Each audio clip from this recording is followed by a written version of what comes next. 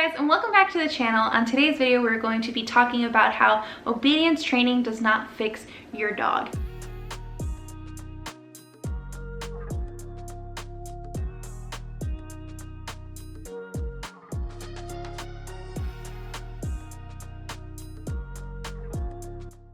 I think that a lot of times when people have dogs with problematic behavior, they tend to hyper-focus on that behavior and how to rid the dog of that behavior. If your dog lunges or barks on walks, as an owner, you're thinking, how the heck do I get my dog to stop doing that? When you're dealing with behavior modification, obedience training is only a small part of your dog's rehabilitation. And this is something that I've come to learn with Dante. Dante is a very obedient dog. You guys know that. You guys see him all the time in my videos. I feel confident in walking Dante by myself. I feel confident in taking Dante out. I feel confident in taking Dante out on walks with Peach. However, that doesn't mean that Dante is enjoying the interactions that he's having with certain people. And that is something that obedience training cannot fix. It can help, but it can fix. When you have a dog that has behavioral issues, you need to really think about what is causing that issue with your dog. Is it stemming from fear? Is it stemming from past learned behaviors? Is it stemming from something that you are practicing incorrectly with your dog at home? That is what I would consider to be one of the hardest parts of dog training, because it can literally go on and on and on, and you can literally go on and on and on finding and tweaking and doing so many things in your training to help your dog when it comes to rehabilitating and behavior modification. So with Dante, I've had a lot of journeys, okay? It's like we've gone up and down hills, we've like gone to like Mordor and back, and then we've passed by like Narnia or whatever. Like, we've had a lot of journeys together, and my dog ownership with him, and with trying so many types of training methods as well. To give you guys context, Dante has had issues with reactivity, and because of things that have happened to him in the past, he is untrusting of people and of strangers. So that is something that I always have to think about when I am handling him, when I'm taking him out to any new place. But as I was saying, throughout my dog training journey with him, I've had my eras, I've had my phases. So there was a time where I was like, pure positive training only. There was a time when I was like, balance training is the way. And what I've come to learn, and it's been a very humbling experience to learn, is that you have to do what benefits your dog. And that can be a mixture of a lot of types of trainings, and most of the time it is.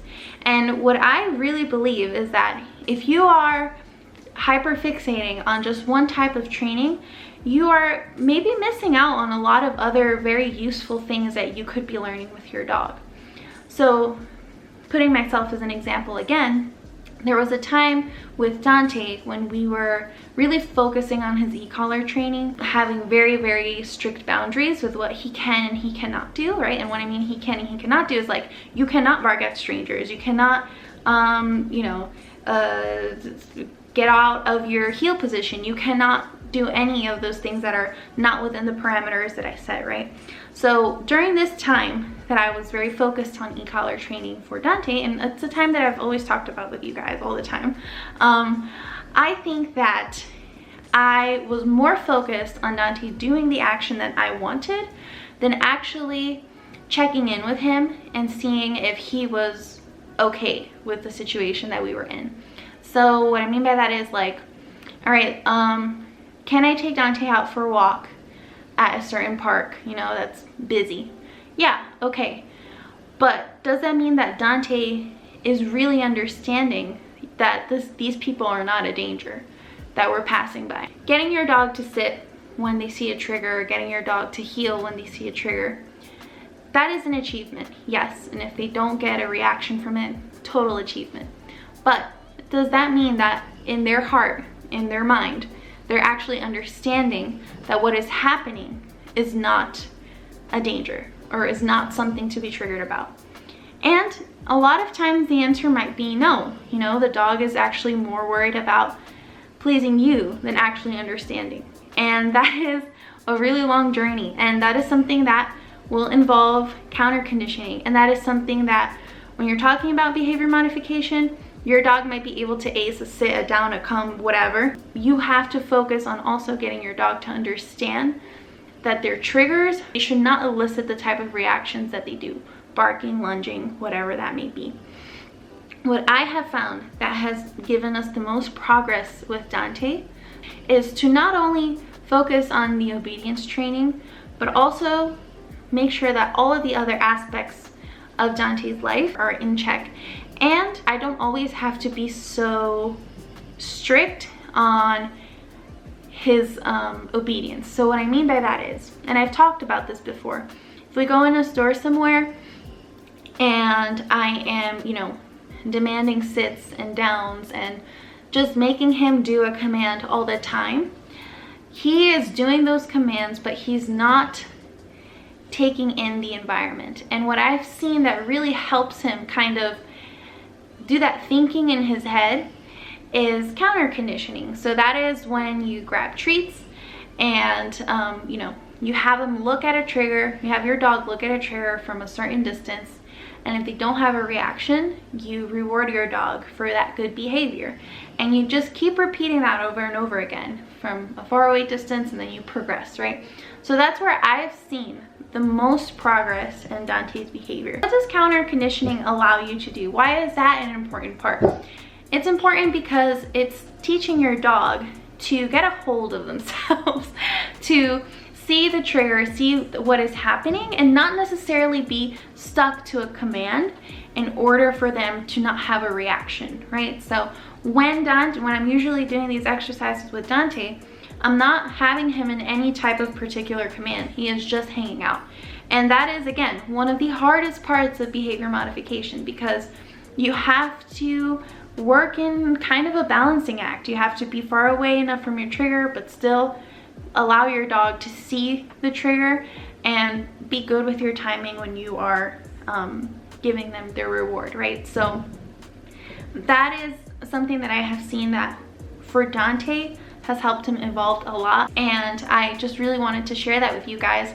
And I wanted to make sure that you guys, when you're having your dogs with these behavioral issues, you understand that your dog is this living, breathing thing. It's a dog. Sometimes I think a lot of times we can see dogs very superficially, but they're complex, you know? They have their fears, they have things that they're irrationally scared about, right? There's some, like, the very common one is dogs with vacuums. Dogs are terrified of vacuums for some reason, but for them that fear is very real. So as an owner, you have to make sure that you are taking into account those things, right? Again, also not giving into them too much, because you don't want to just allow your dog to internalize all their fears. You do want to make sure that you are being conscious and aware of the things that your dog is experiencing and how they are experiencing them and how they are bringing them out and about, right? So yeah, that's something that has been super helpful for me and for this little guy over here. When it comes to your dog and to any type of issue that you're having in terms of behavior, you have to make sure that you are applying a couple of things. Number one, right? You have to understand the reason why your dog is doing this. Is your dog scared? Is your dog bored? Does your dog not have enough exercise? Is your dog just by personality nervy, right? So understand the root of the problem. Now, second thing is, once you understand where the problem is stemming from, you can start to correct the behavior and to redirect the behavior and to do things to just overall prevent that behavior from happening. So Dante, he likes to counter surf, right? So the truth of the matter is that here in our house, he doesn't need an e-collar. So if I hear him counter surfing, most of the time he will not have an e-collar on. So it's not like I can correct him if I'm in another room, right? So what do I need to do then? Just not leave stuff on the counter. Don't leave stuff in the sink. Don't leave stuff that your dog is going to be able to get to, because once they do one time, that's going to be, they'll be able to positively reinforce that behavior by themselves. Just that alone reinforces that behavior. So do things, just burped. So Once you do find out where this behavior is stemming from, do things to correct your dog, redirect your dog, or just prevent the behavior overall, right?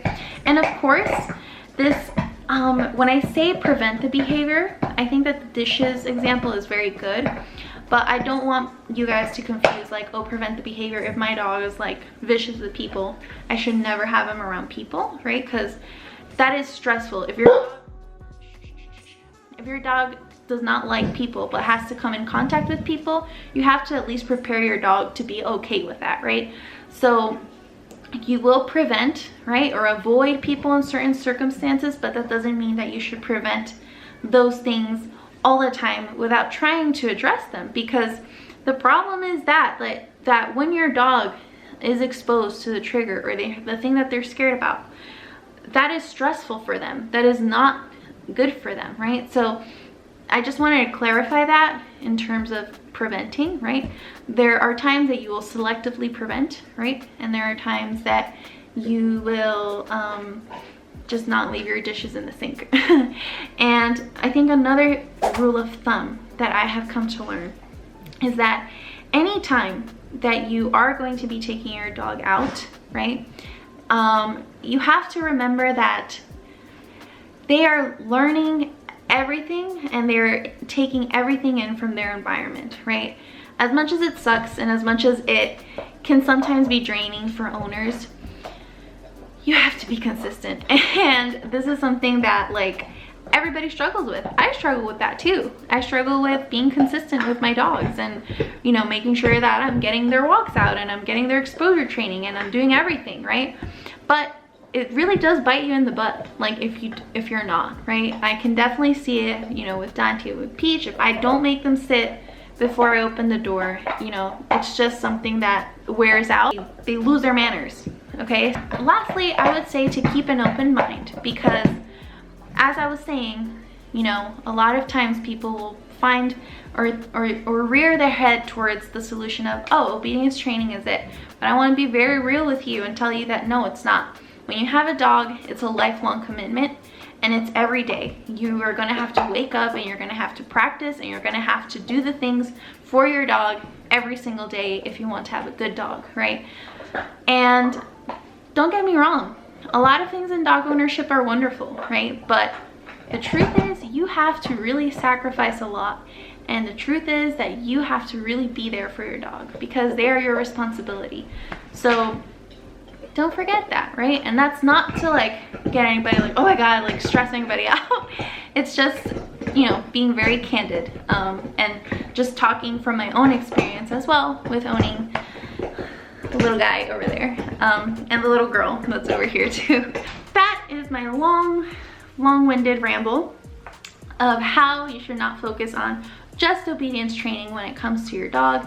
There are so many other aspects of training and all of them are really important. Don't forget to check out the courses over at Fenrir. They are very helpful and I can tell you that I use them for Peach, I use them for Dante. Especially when I first got Peach, I found them to be extremely helpful and informative. They give you a good understanding and a good basis for you to improve your relationship with your dog. So if you want to have well-behaved dogs and you want to be better equipped as an owner, you should totally check those courses out. If you guys want to see more content, if you guys want to see more of us, please don't forget to subscribe to our channel, and if you guys have any other video ideas, you can comment them down below. I'm always open to listening to anything that you guys may suggest. So yeah, I hope that you guys have a great rest of your day, night, wherever you may be, and I can't wait to see you until the next video. Okay, bye!